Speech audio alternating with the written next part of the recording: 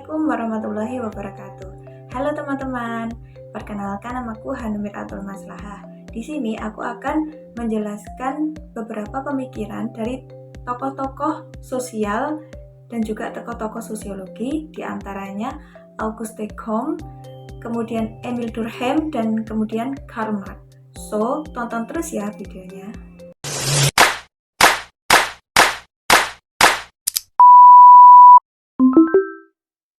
Jadi, tokoh yang pertama yang akan dibahas yaitu Auguste Comte. Nah, Auguste Comte dikenal sebagai bapak sosiologi dunia. Nah, beliau itu merupakan sosiolog yang berasal dari Prancis yang lahir di Montpellier pada tahun 1798. Nah, beliau ini dikenal sebagai bapak sosiologi dikarenakan beliaulah yang memunculkan nama sosiologi di dalam ilmu masyarakat itu sendiri.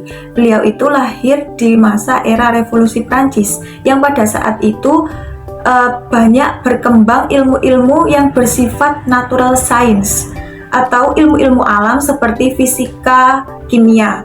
Nah, pada saat itu sebelum istilah sosiologi dikeluarkan atau ditemukan, itu sebelumnya ilmu masyarakat itu dikenal sebagai ilmu fisika sosial, sehingga pada tahun 1839 fisika sosial ini berubah nama menjadi ilmu sosiologi. Nah, kemudian terdapat dua konsep yang dikemukakan oleh bapak sosiologi yang satu ini. Yang pertama yaitu tentang statika sosial atau sosial statis, di mana proses perkembangan perubahan fenomena di dalam masyarakat itu perkembangannya cenderung lambat, atau yang bisa dikenal sebagai struktur sosial kalau sekarang. Kemudian yang kedua yaitu social dynamic atau dinamika sosial. Nah, di dinamika sosial tersebut perubahan masyarakat itu cenderung cepat, dinamis, dan kemudian terus-menerus. Nah, kemudian Auguste Comte ini mengemukakan terdapat 3 tahap perkembangan pemikiran manusia. Yang pertama yaitu tahap teologisme. Nah, pada tahap ini meyakini bahwasanya segala sesuatu itu dikendalikan oleh kekuatan supranatural. Nah, di dalam tahap teologisme ini juga terbagi menjadi 3 lagi, yaitu yang pertama fetisisme. Nah, fetisisme itu adalah kepercayaan bahwa setiap benda itu ada roh yang menempatinya. Jadi seperti misalnya ada pohon beringin. Nah, pohon beringin itu diyakini bahwasanya di dalam situ ada rohnya, sehingga banyak orang yang meletakkan sesajen dengan tujuan agar roh tersebut tidak mengganggu masyarakat sekitarnya misalnya. Kemudian yang kedua yaitu politeisme. Nah, politeisme itu adalah kepercayaan yang meyakini terdapat lebih dari satu Tuhan.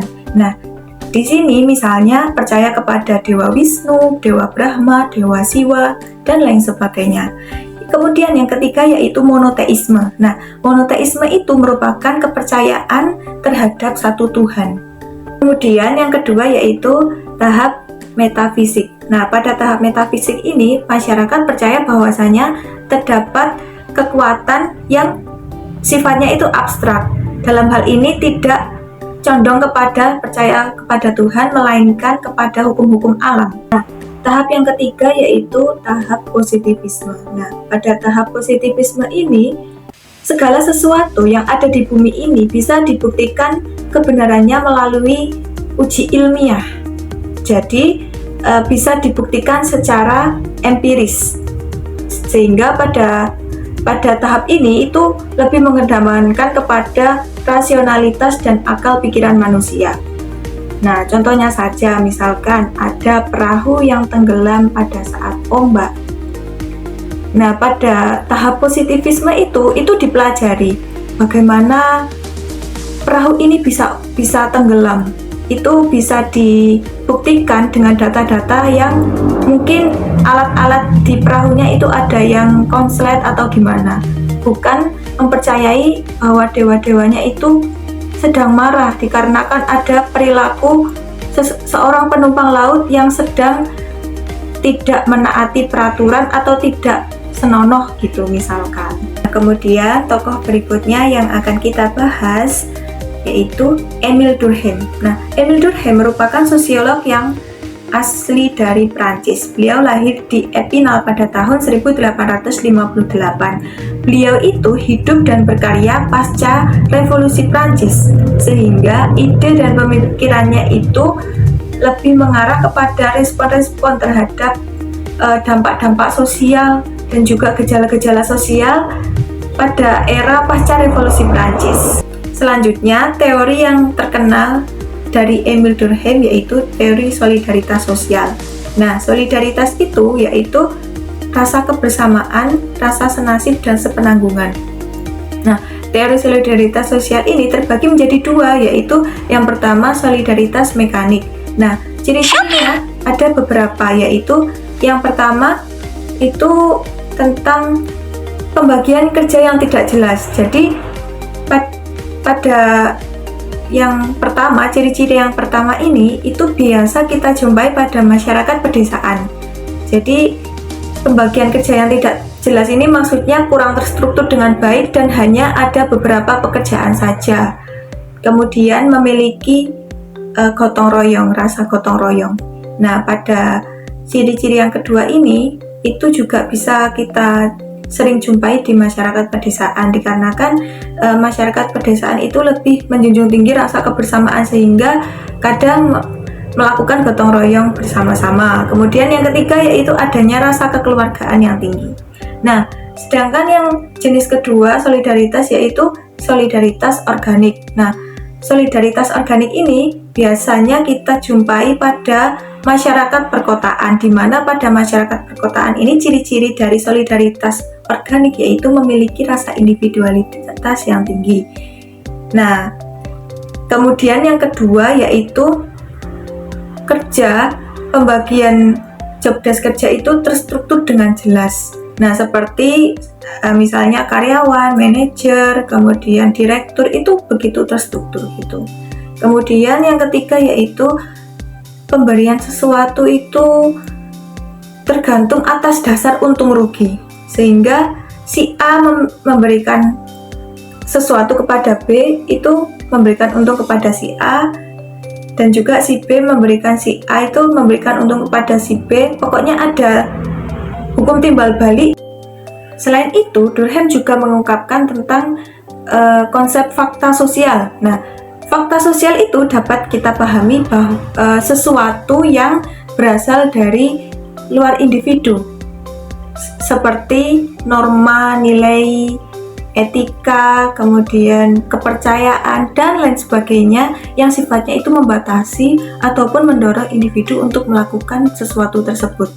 Nah, fakta sosial ini juga erat kaitannya dengan fenomena bunuh diri atau suicide yang bisa dikelompokkan ke dalam tiga kelompok dalam bunuh diri ini. Nah, fenomena bunuh diri yang pertama yaitu anomik.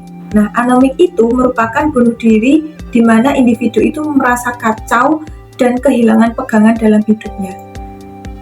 Kemudian yang kedua yaitu egoistik, di mana individu itu nilai egoisnya itu lebih tinggi daripada nilai kolektifnya yang menyebabkan dia itu bunuh diri. Kemudian yang ketiga adalah nilai altruistik. Ini merupakan kebalikan dari nilai egoistik, di mana individu itu lebih mementingkan kepada konsep kepentingan kolektif daripada konsep yang mementingkan dirinya sendiri. Nah, tokoh berikutnya yang akan kita bahas yaitu Karl Marx. Nah, Karl Marx merupakan sosiolog yang lahir di Jerman pada tahun 1818. Beliau juga mengemukakan teorinya yaitu teori sosial yang berkaitan dengan status atau kedudukan seorang individu di dalam masyarakat. Nah, dalam aspek ini, Karl Marx membagi menjadi dua kelas, yaitu kelas borjuis dan kelas proletar.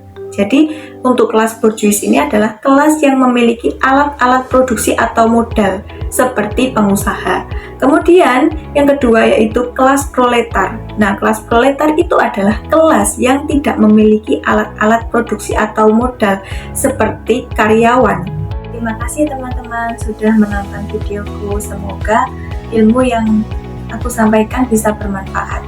Kurang lebihnya mohon maaf. Wassalamualaikum warahmatullahi wabarakatuh.